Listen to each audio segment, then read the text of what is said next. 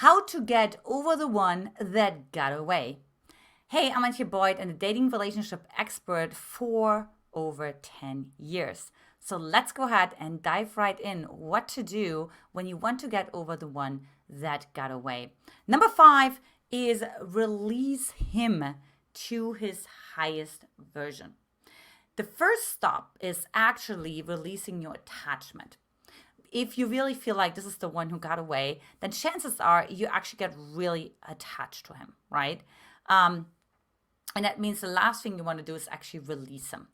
Now, it doesn't work this way though, because if you don't release him, then really coming from a place of fear. Now, you really want to come from a place of love if you want to be a true magnet.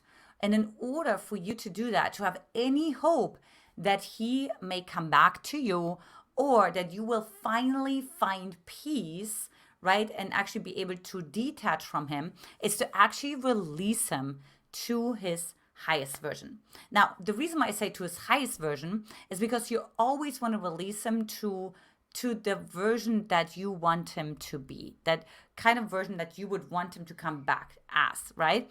You also want to send him to an energy that you would wish for yourself. You never want to say, I'm going to send you to hell, go to, whatever. But instead, you actually want to send him to a high vibrational place, because then again, this comes from a place of love. And then you're also naturally coming from that high vibrational place as well.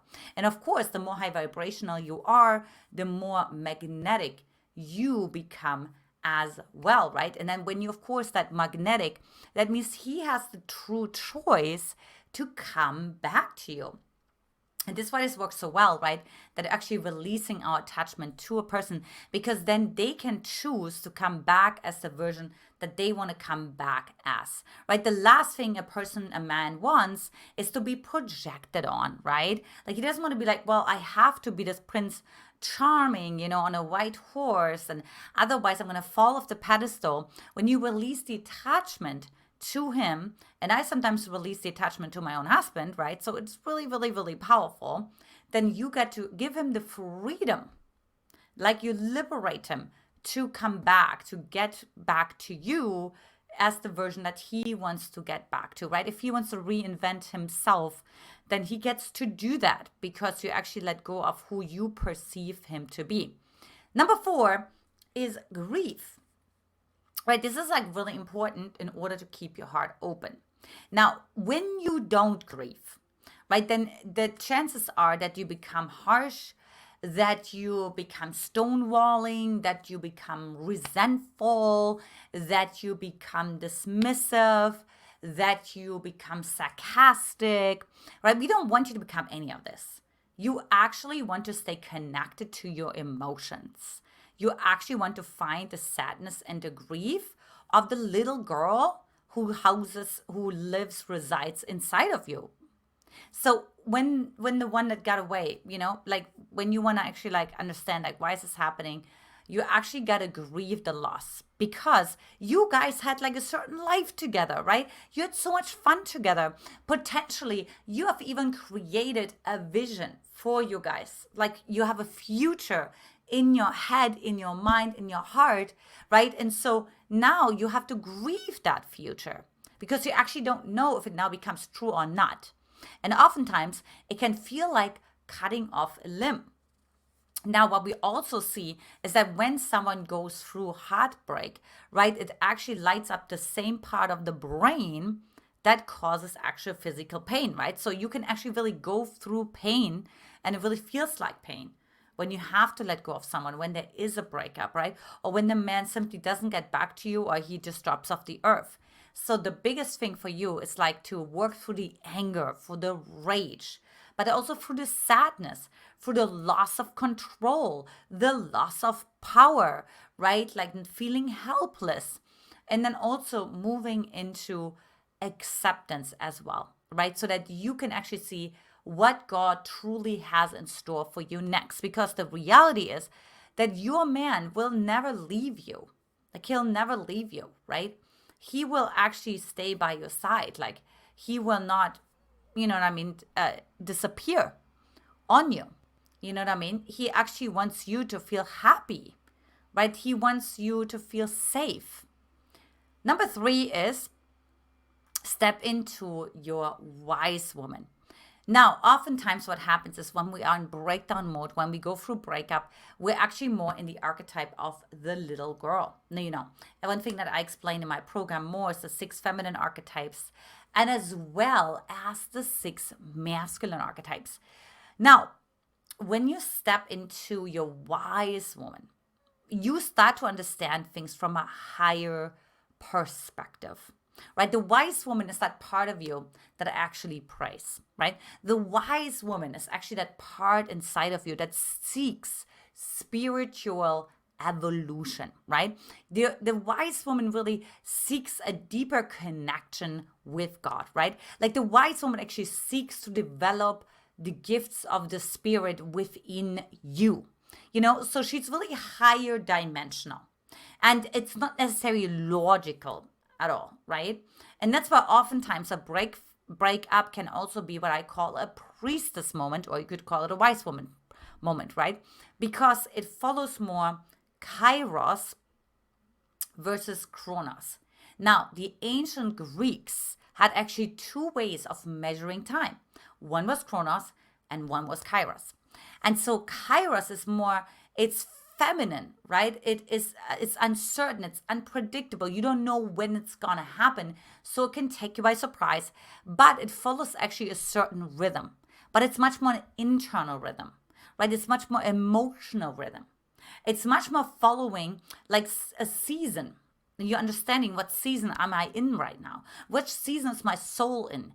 Is my soul more in a season of winter, right? Where nothing seems to happening, and I'm in this dating desert, right? Or am I more in a summer, right? Like where everything feels amazing, right? Everything is looking glorious, right? Or is it harvest time? So there's different seasons that we go through emotionally, energetically, and of course physically. Now, Kairos follows more the emotional, energetic seasons, right? As opposed to Kronos is, of course, more linear. So oftentimes when we go through a breakup, we can't really overcome it because it surpasses human understanding. So we can't comprehend it with our logical mind. Now, in that moment, I always tell my women, it's time to step into the archetype of the wise woman.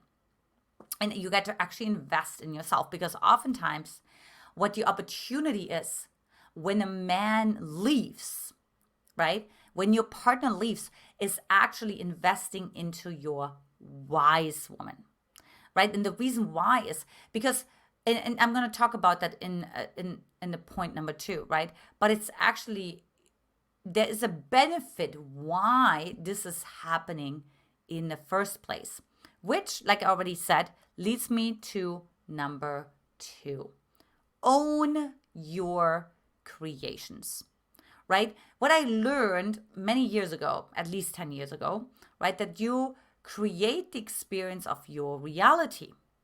As a matter of fact, one of the number 1 corporate trainers of Tony Robbins told me that, right? You create the experience of your reality.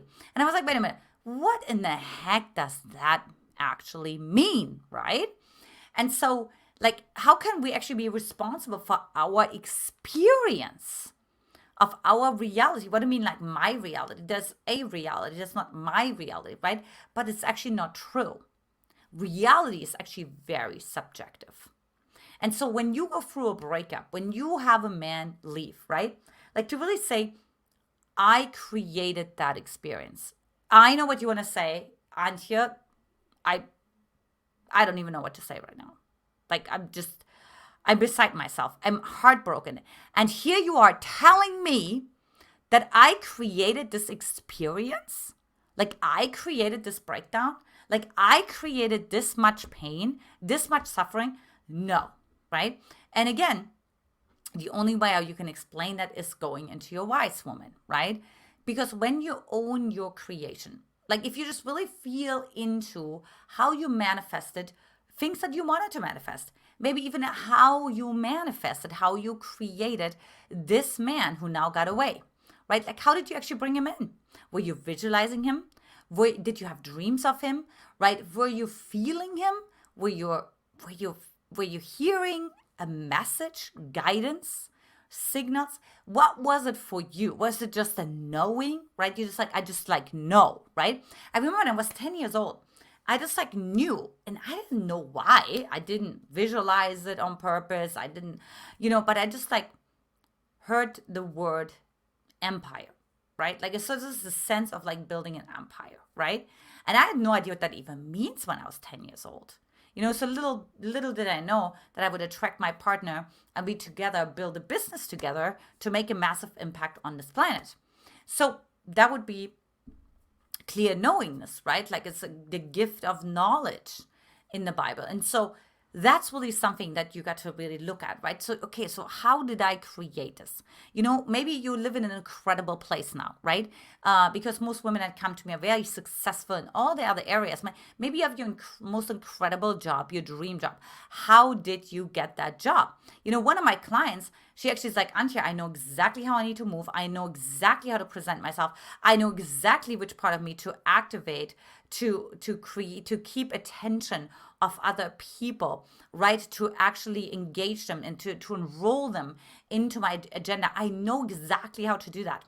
And so this is really awesome because then you get to own like your creation process, right? And so that's like a big piece. It's like actually owning like that you create your reality. So what's ever happening right now, like you created that. And wonderful things. And you get to own that you created that. And now you get to reverse engineer, right? Like, okay, so hold on a second. If I created that, then how can I actually consciously create what I want in my dating and my romantic relationship life, right? And of course, first you have to understand, okay, so if I created things that I didn't want, which in this particular case, maybe the breakup or the man disappearing, like how can I create the opposite?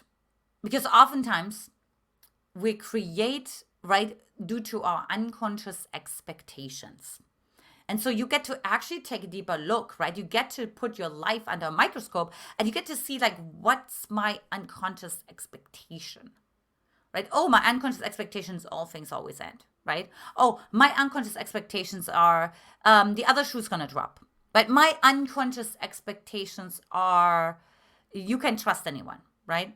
My unconscious expectations are fill in the blank. So you get to really see like, what is your unconscious expectation? And then you have to own that you created with that unconscious expectation, right?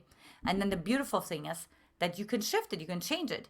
You can create a different unconscious expectation. You can create a different, what I call emotional home, right? Because you may have an emotional home of, let's say, disappointment or of heartbreak, and you want to create a new emotional home of like hope, of feeling seen, feeling appreciated, feeling cherished, and so on. So you get to do that, right? And you get to feel powerful with that. So you get to really step into an archetype inside of you that has power, as opposed to feeling powerless and feeling like, I don't know what happened. The one that got away, it just life happens and it's just nothing you can do about. No, that is not true. And that leads me to number one, which is transform your beingness. Okay, I love this is like a longer video, so I can actually really go into deeper detail with that. So when I say transform your beingness, like I want you to really see what's your beingness in life, right? Are you like overwhelmed all the time?